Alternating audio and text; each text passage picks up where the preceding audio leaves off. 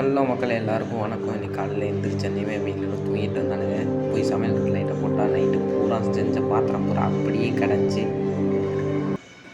சரி வேலையை ஆரம்பிப்போம்ட்டு நானும் வேலையை ஆரம்பிச்சிட்டேன். எல்லா பாத்திரத்தையும் ஒரு சில எடுத்து வச்சுட்டு மிச்ச பாத்திரம் பூரா கழுவுற வேண்டியது இருந்துச்சு. அதை பூரா கழுவி வச்சுட்டு ஈஸியாக சமைக்கிறதுக்கு ஏதாவது ஒரு ஐடியா இருந்தால் சொல்லிட்டு போங்கப்பா.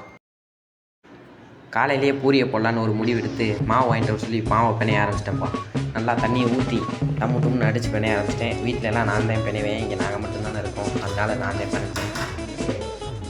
என்னடா மறுபடியும் மாவு போட்டான்னு பார்க்காதீங்க, கொஞ்சம் உணர்ச்சி வசப்பட்டு தண்ணி நிறையா ஊற்றி விட்டேன். மறுபடியும் உப்பை போட்டு மறுபடியும் பிணைய ஆரம்பிச்சிட்டேன்.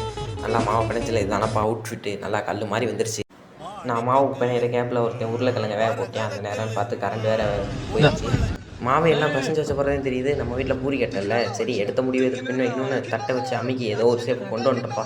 ஆனால் எனக்கும் பயம், எல்லாம் பூரி வருமா வராதான்னு இவ்வளோ வேறு தேய்ச்சி வச்சிட்டேன். ஆனால் பூரி அருமையாக வந்துருந்துச்சுங்க.